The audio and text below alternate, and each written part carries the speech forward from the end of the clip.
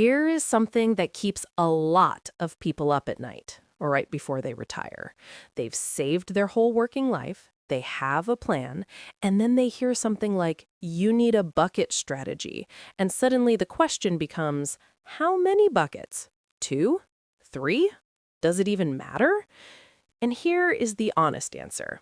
It matters, but probably not in the way you've been told. Because when researchers actually study retirement outcomes, and we're going to look at some of that research today, what they find isn't that more buckets produce better results. What they find is that the behavior behind the buckets is almost everything.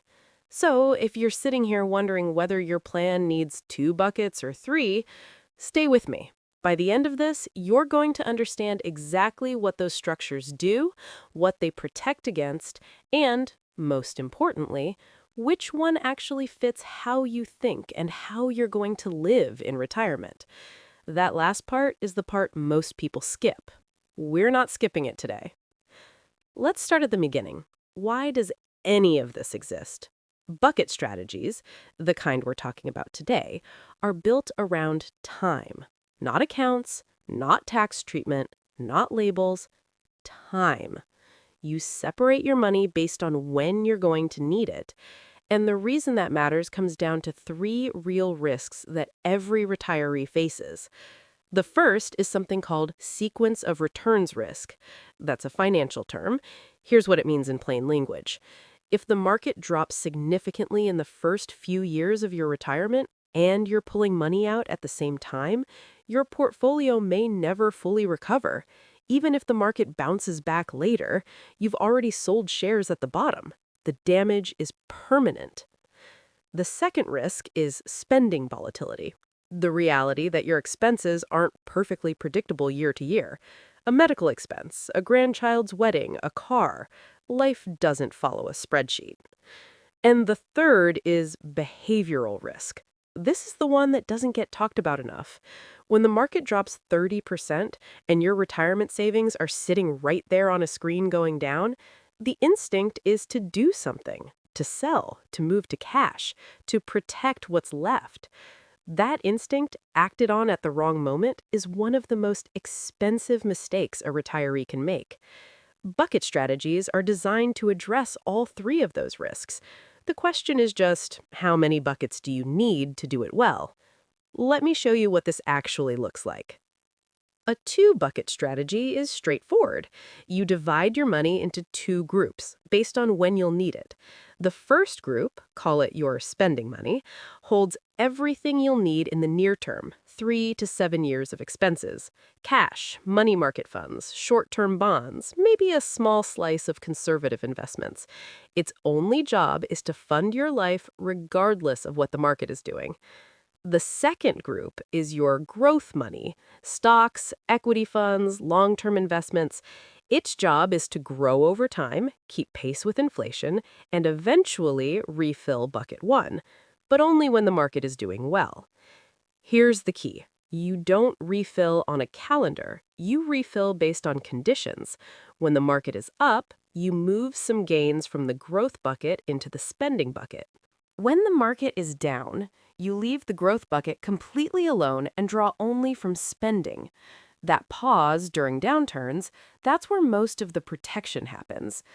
David Blanchett's research consistently shows that flexible withdrawal behavior, the ability to adjust based on market conditions rather than following a rigid schedule, can materially improve how long a retirement portfolio lasts.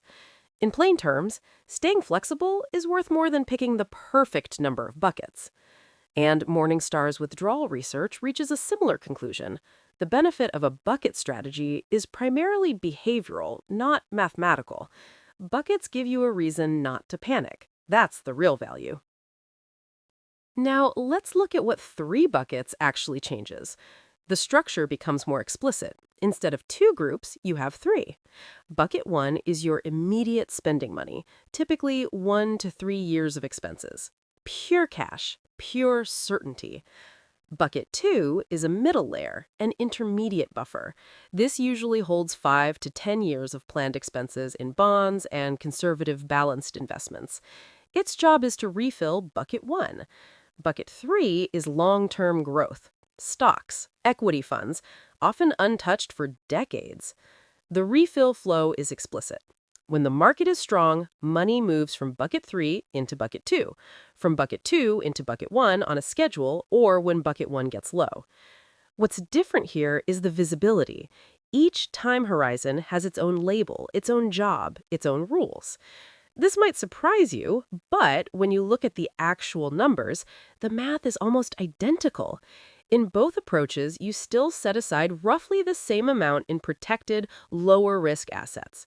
In both approaches, your long-term growth money is the same size.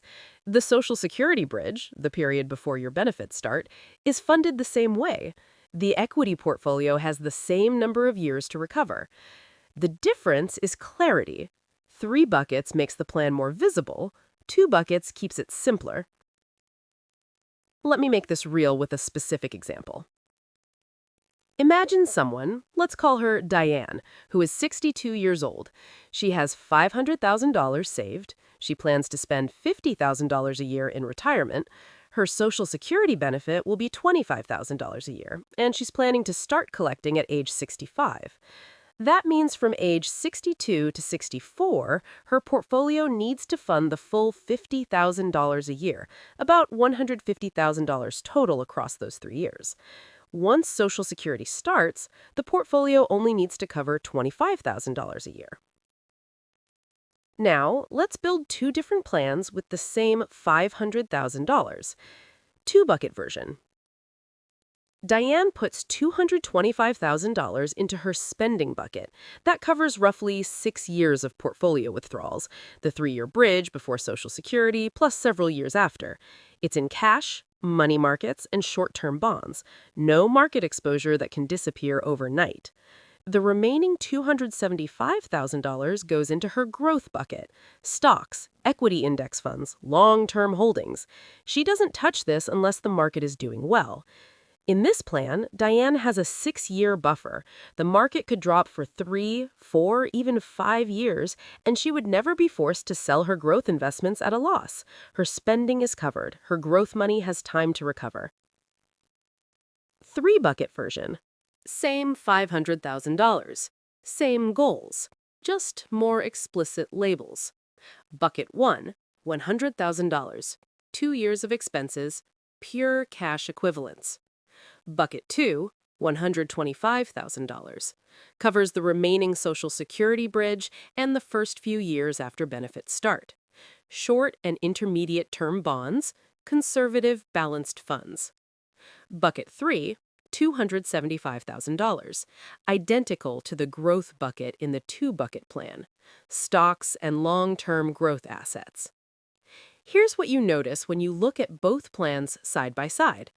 The growth bucket is the exact same size, $275,000, in both versions. The total amount protected from market risk, $225,000, is the same in both versions. The Social Security bridge is fully funded in both. The equity portfolio has the same number of years to recover in both. The difference is not the math. The difference is how clearly each layer is labeled.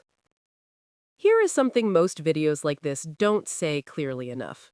For a lot of people, the choice between 2 and 3 buckets genuinely does not move the needle.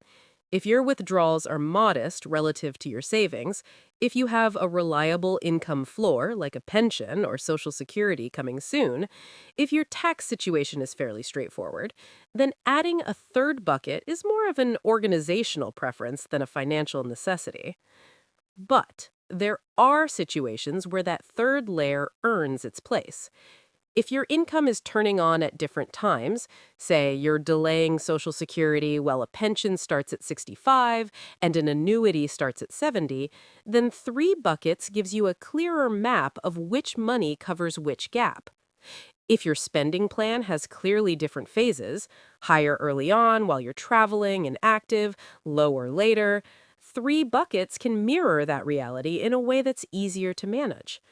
If you're doing active tax planning, Roth conversions, managing RMD timing, that's required minimum distributions, the withdrawals the IRS requires you to take from certain retirement accounts after age 73, or staying under Medicare income thresholds, three buckets can make those decisions more visible.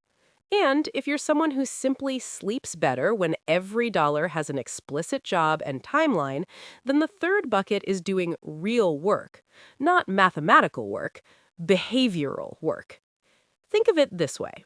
Two buckets and three buckets are built for the same road. Three buckets just has more clearly marked lanes. I want to share something honest here.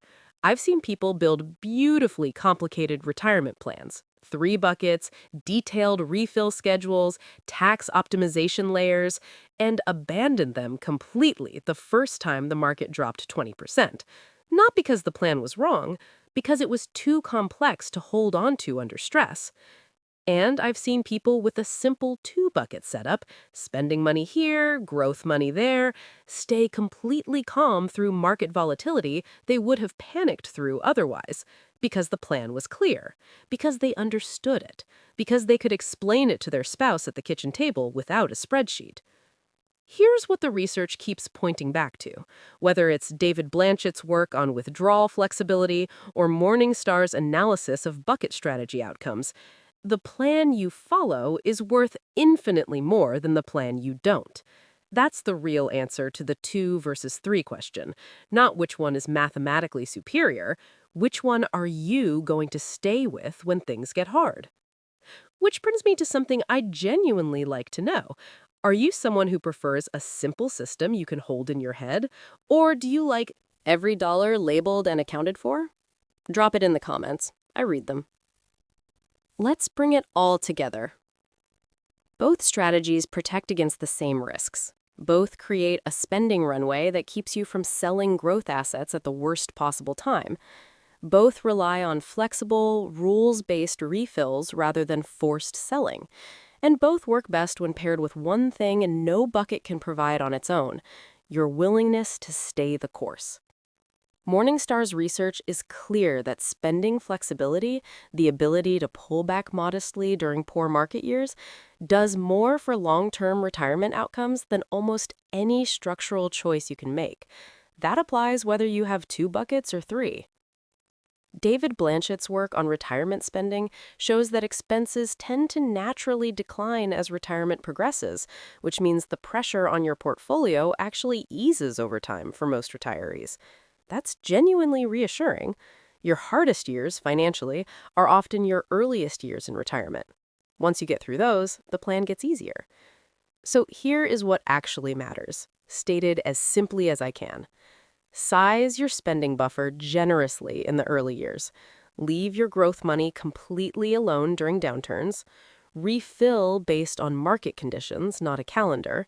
And pick the structure, 2 buckets or 3, that you can honestly see yourself following for the next 20 or 30 years. That's it.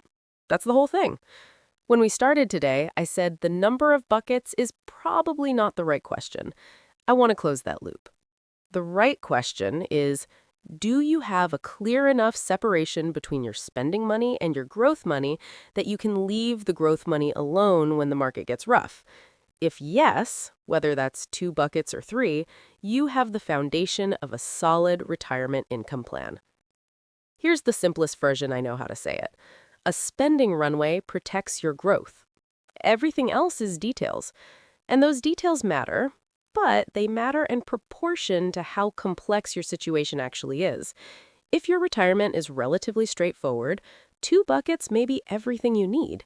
If you have layered income sources, phased spending, or active tax planning, a third bucket gives you more structure to work with. Neither is wrong, both are tools. What I want you to leave with today, the thing that's actually worth saving, is this. A plan you understand and follow will always outperform a plan you abandon under pressure. Choose simplicity where simplicity works. Add structure only where structure genuinely helps you stay the course. Before you go, one more question I'd love your honest answer to in the comments. If you already have a bucket set up or you're building one, what's the part that feels hardest to stick to? Is it sizing the buckets, knowing when to refill, or just trusting the plan when markets drop? Tell me below. And if this was useful, sharing it with someone who's thinking through the same questions might be the most valuable thing you do today.